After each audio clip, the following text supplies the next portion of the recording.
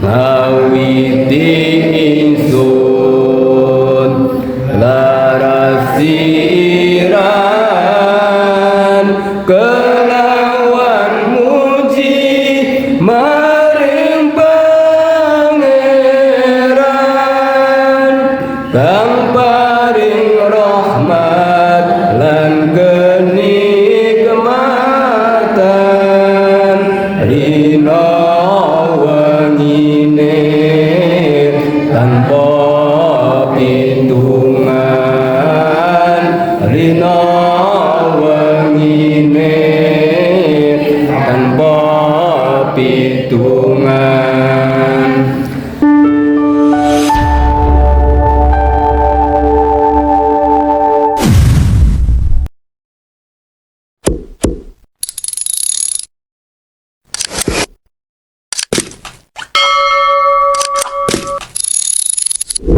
Assalamualaikum warahmatullahi wabarakatuh.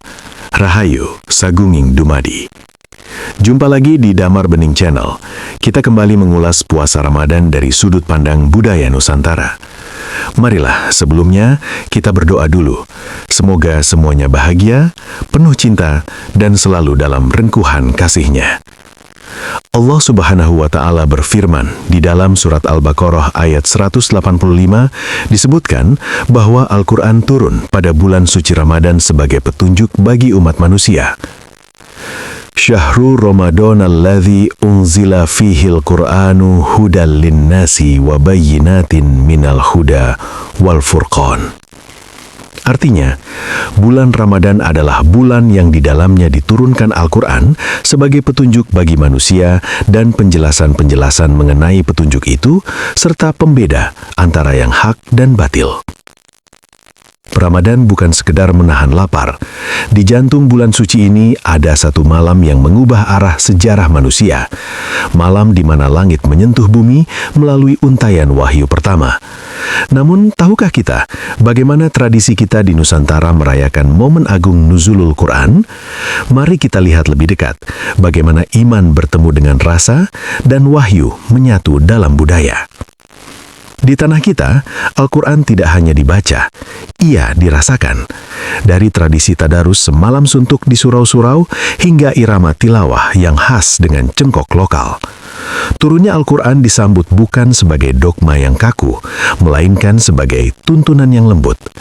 Di sini budaya lisan kita yang kuat bertransformasi menjadi kecintaan pada setiap ayat yang dilantunkan, menciptakan harmoni antara suara langit dan dialek bumi. Setiap daerah punya cara sendiri untuk bersyukur. Di Jawa kita mengenal maleman, di mana doa-doa dipanjatkan bersama nasi ambengan. Di Sumatera ada tradisi hataman dengan perayaan yang meriah. Mengapa ada makanan? Karena dalam budaya kita, syukur paling tinggi adalah saat kita bisa berbagi. Merayakan turunnya Al-Quran berarti merayakan kedermawanan.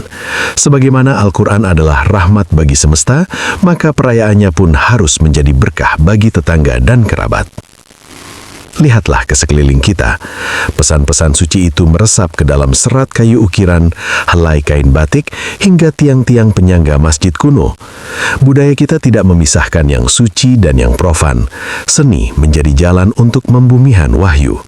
Nuzulul Quran adalah pengingat bahwa cahaya Islam masuk ke Nusantara tanpa menghancurkan jati diri bangsa, melainkan mempercantiknya dengan nilai-nilai luhur.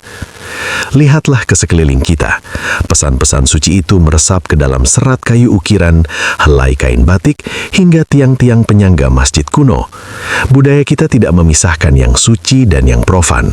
Seni menjadi jalan untuk membumikan wahyu. Nuzulul Quran adalah pengingat bahwa cahaya Islam masuk ke Nusantara tanpa menghancurkan jati diri bangsa, melainkan mempercantiknya dengan nilai-nilai luhur. Kecerdasan para leluhur dalam berdakwah dengan masuk melalui budaya patutlah kita contoh. Sebuah kecerdasan untuk keharmonisan yang menjadikan agama melekat erat dan tidak tercerabutnya kebudayaan lokal. Mempunyai cita rasa yang tinggi dan elegan tanpa ada yang harus merasa tersingkirkan dengan tetap memasukkan esensi. Bagaimana manusia diingatkan akan kediriannya dan Tuhan yang menjadi tempat semua makhluk berpulang. Jangan lupa like, subscribe, share, dan wassalamualaikum warahmatullahi wabarakatuh.